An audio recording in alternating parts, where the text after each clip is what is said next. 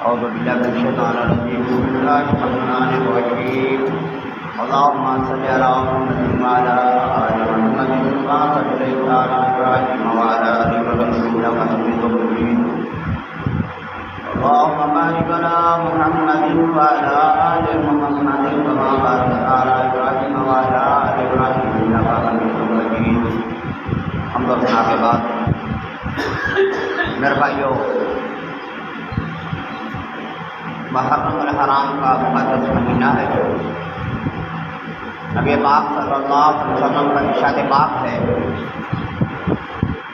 کہ محرم کے مہینے میں اللہ تعالیٰ نے ایک قوم کی توبہ کو قبول کیا اور ایک ایسی قوم بھی آئے گی کہ اللہ ان کی توبہ جو ہے وہ محرم میں 10 محرم کے دن قبول فرمائے گا۔ فرمایا جب تک کہ محرم کا مہینہ سلامت ہے قیامت نہیں آئے گی۔ فرمایا کہ قیامت آئے گی 10 محرم کے دن آئے گی، تو جب تک محرم سلامت ہے اس وقت تک قیامت نہیں آ سکتی۔ تو میرے بھائیوں، اس مہینے کے اندر اولاد رسول، اولاد علی، سیدنا امام حسین رضی اللہ تعالی عنہ، ان کی قربانی کی وجہ سے اس مہینے کو اللہ تعالیٰ نے 4 چاند لگا دیے اور افضل ترین بنا دیا اس مہینے کو۔ فرمایا کہ محرم جو ہے 4 مہینے جو ہیں یہ فرمائے کہ حرمت والے تھے، ذیقعدہ، ذوالحج، محرم اور رجب۔ تو یہ 4 مہینے ایسے تھے کہ اس کے اندر عرب کے لوگ بھی جنگ نہیں کیا کرتے تھے، اور فرمایا کہ بڑی سے بڑی لڑائیاں لڑی گئی، لیکن محرم کے اندر آ کر رجب، ذیقعدہ، ذوالحج کے اندر کوئی لڑائی نہیں ہوتی تھی، سارے ہتھیار بند ہو جایا کرتے تھے۔ لیکن یہ کتنے بدقسمت اور بدقسمتی بنی اس امت کے لیے کہ جس مہینے کے اندر کافر اپنی لڑائیوں کو روک دیتے تھے، اسی مہینے کے اندر وہ حال ہوا کربلا کے اندر، آل رسول کے ساتھ، ان کے بچوں کو ساتھ، کہ ان کو بھوکا پیاسا رکھ کے اس طرح سے بے دردی سے شہید کر دیا گیا۔ میرے بھائیوں، یہ بڑی المناک اور فسانہ کربلا اتنی درد بڑی کہانی ہے۔ فرمایا اترجو امتن قتلت حسینا شفاعتن جدو یوم القیامت، کہ ابن زیاد کے دربار سے سر نیزے پر رکھ کر جب گلیوں میں پھرایا گیا تو کیا ہوا؟ وہاں پر ایک جیسے کوئی فرشتہ نما آدمی ہوتا ہے، اس نے اس طرح سے ہاتھ کو بلند کیا ہوا تھا۔ فرمایا کہ وہ قوم کیسے نبی کی شفاعت کی حقدار ہو سکتی ہے جو اس کے نواسے کو شہید کر دے۔ اترجو امتن قتلت حسینا شفاعتن جدو یوم القیامت۔ بھائی ہمیں اپنے اعمال پر آپ خود سوچئے کہ جو اللہ چاہتا ہے ہم نے وہ کیا، وما قدر اللہ کا قدر ہی، کیا ہمارے اعمال اتنے بڑے تھے کہ جو اللہ کے سامنے پیش ہو سکے؟ اور پھر اس پر یہ کہ وہ لوگ جو کلمہ پڑھنے والے تھے نبی کی آل کے ساتھ وہ سلوک کیا کہ ساری دنیا کے سامنے شرمندہ کر کے رکھا۔ اور دیکھو قتل ہو گیا، شہید ہو گئے بچے سارے، مسلم بن عافیہ، حبیب بن مظاہر، علی بن کنانہ، یزید بن شبیب، محمد بن سعید بن عقیل، عبداللہ بن عقیل، عبد الرحمن بن عقیل، عثمان بن علی، عباس بن علی، جعفر بن علی، فرعون و محمد کے پاک رسول حضرت علی کے 6 بیٹے کربلا کے اندر شہید ہوئے، اور معصوم بچہ علی اصغر جس کے حرملہ نے تیر لگایا اور سیدھا یہ گردن پہ لگا اور وہی پر جا گیا۔ بھائی یہ دنیا کے اسباب ہے۔ بعض لوگ کہتے ہیں کہ بھائی آپ کربلا کے واقعے کو اس طرح سے بیان کرتے ہیں کہ آپ کے لہجے سے پتہ چلتا ہے کہ وہ لوگ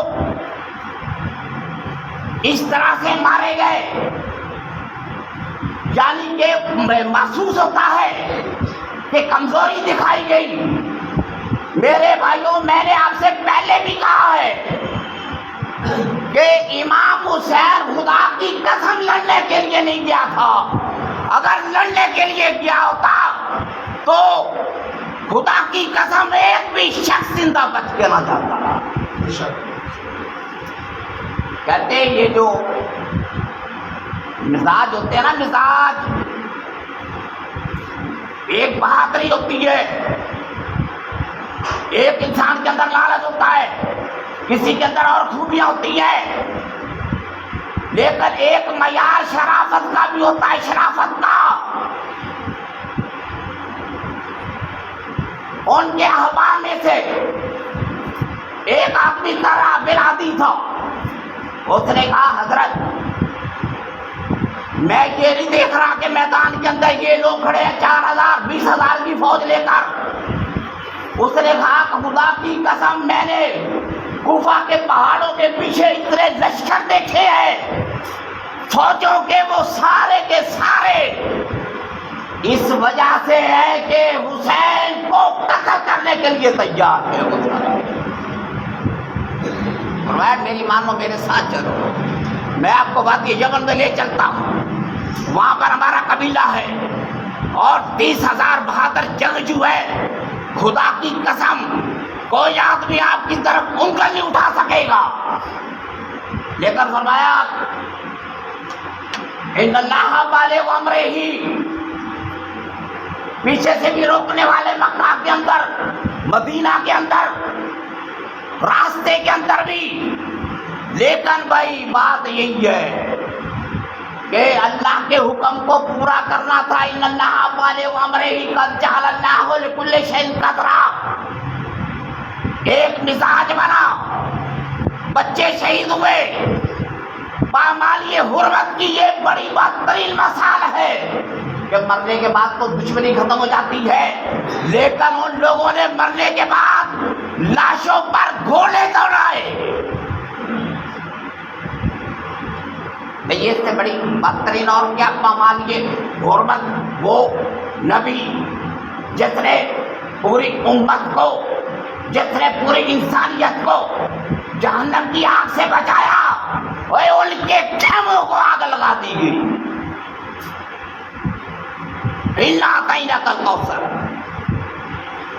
فَصَلِّ لِرَبِّكَ وَانْحَرْ، اور جس کو خیر کثیر عطا کیا گیا۔ الحسین منی وانا من الحسین، یہ اصل میں حسین کی قربانی۔ میرے پاک نبی دعا مانگا کرتے کیا کرتے تھے، یا اللہ مجھے اپنے راستے میں شہادت کی موت دے، تو اللہ تعالیٰ نے حضرت امام حسین، ان کی آل اولاد، نبی پاک صلی اللہ علیہ وسلم کی پاکیزہ مطہرہ نفوس، ان سب کو اللہ کے راستے میں قربان کر کے حسین کے ذریعے سے شہادت کا درجہ محمد مصطفیٰ کو دیا۔ یہ ہے الحسین منی والا۔ تو کیا جانے ہے کربلا کی خاک، تو اس احسان کو نہ بھول، تڑپی ہے تجھ پہ لاش جگر گوشہ بطول، مظلوم کے لہو سے تیری پیاس بجھ گئی، سیراب کر دیا تجھے خون رگے رسول، کرتی ہے پیشابی شہادت حسین کی، آزادی یہ حیات کا یہ سربدی اصول، چڑھ جائے کٹ کٹ کے سر تیرا نیزے کی نوک پر، وقت کے جزیدیت کی اطاعت نہ کر کبھی. یہ سرداروں کی، نافرمانوں کی، قرآن کے باغیوں کی، شریعت کے باغیوں کی اطاعت نہیں کی جائے گی. بھائی یہی تو بات تھی. بھائی لوگ کہتے ہیں کہ بھائی حضرت امام حسین تو تیار ہو گئے تھے بیعت کے لیے. بھائی سارا جھگڑا ہی تو بیعت کا تھا. اب جو یہ کہتا ہے کہ بیعت کے لیے تیار ہو گئے تھے تو لڑائی پھر کس بات کی ہے؟ فرمایا میں وہ کہتا اور میں لایا جدید ریاض ہمارے میرے ساتھ. وہ کہتے ہیں کہ آپ ایسا کرو. حضرت امام پاک نے 3 شرطیں رکھی لیکن وہ یہ کہتے ہیں کہ نہیں ابن زیاد کے دربار میں چلو.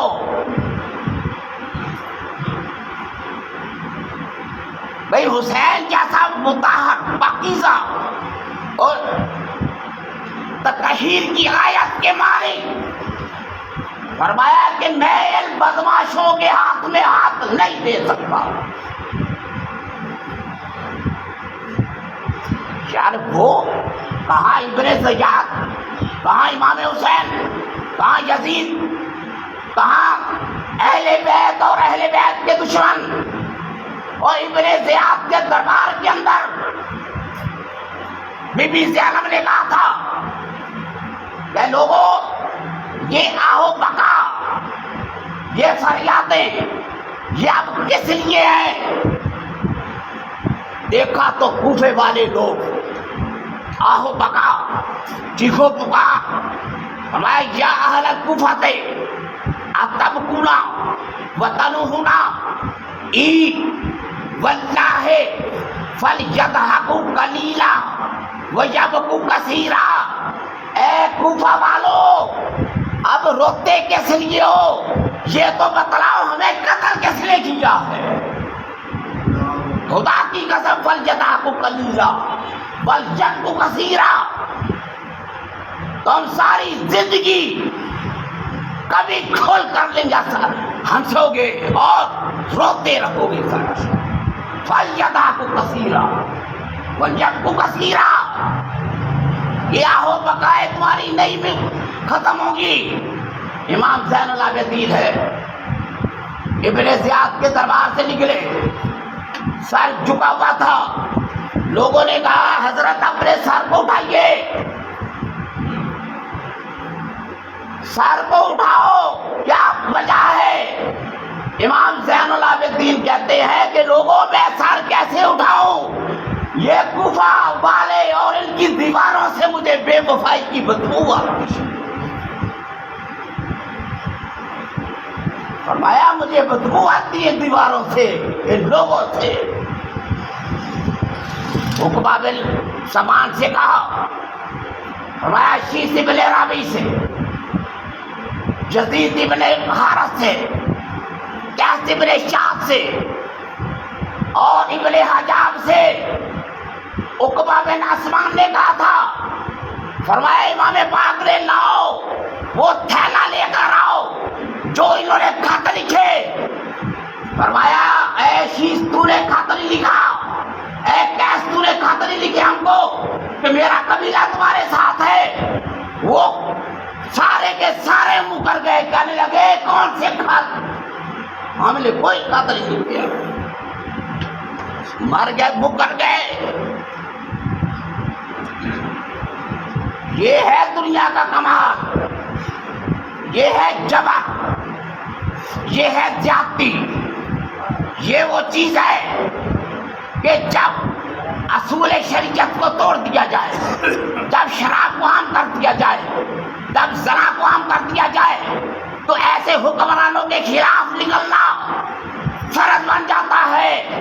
اور اس فرض کو ادا کیا نواسۂ رسول امام حسین نے کہ سارا کچھ آل رسول نے لٹا دیا لیکن دین کو نہ ملے. حضرت علی نے کہا تھا، حضرت علی نے اپنے بیٹوں سے کہا تھا کہ بیٹا تم پر ایک وقت آئے گا، تمہارے سامنے دین ہوگا تمہارے سامنے دنیا ہوگی. فرمایا ہے میرے بیٹو دنیا بیچ دینا لیکن آخرت کو مت بیچنا.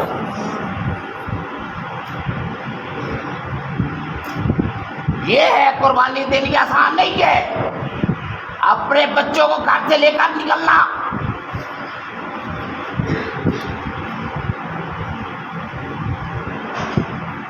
میرے بھائیوں یہ اخراج تحصیل ہوتا ہے. بھائی نیک بندے کا ذکر کرنا کیا ہم ان کا ذکر کرنا چھوڑ دیں تاکہ لوگ بھول جائیں, اور جنہوں نے ظلم اور زیادتی کی ان کا نام زندہ ہو جائے اور قاتلان حسین چھپ جائے. یہ ذکر محرم میں امام پاک کا اس لیے ہوتا ہے کہ پتہ چل جائے کہ دشمن کون تھے, قاتلان حسین کون تھے, اور جن کو دھوکے سے کوفے بلایا گیا وہ تو حسین ابن حیدر بلا. بھائی ہمارا تو اتنا ہی قول میرا مالک قبول کر لے. یہ اتنی سی بات کہ جس کو دھوکے سے کوفے بلایا گیا اس حسین ابن حیدر رضی اللہ تعالی عنہ کا لاکھوں سلام. امام حسن کے بیٹے امام قاسم پر لاکھوں سلام. جوان بیٹا کا اس کا جوان بیٹا علی اکبر کا لاشا اٹھایا امام پاک نے اس پر لاکھوں سلام. اللہ تعالیٰ کہتا ہے السلام علیکم بما صبرتم, اے جنتیو تم نے صبر کیا, اے جنتیو تم نے صبر کیا, تم پر سلامتی ہو. او اللہ تعالیٰ جنتیوں سے کہتا ہے کہ تم نے صبر کیا تو جتنے صابرین ہیں شہدائے کربلا پر سب پر اللہ کا سلام. سلام قولا من رب الرحیم وبشر الصابرین. بشارت ہے صبر کرنے والوں کے لیے. اذا اصابت مصیبت, جب مصیبت پہنچتی ہے تو یہ کہتے ہیں انا للہ و انا الیہ راجعون, ہم اللہ کی طرف سے آئے ہیں اسی کی طرف پلٹ جانا ہے.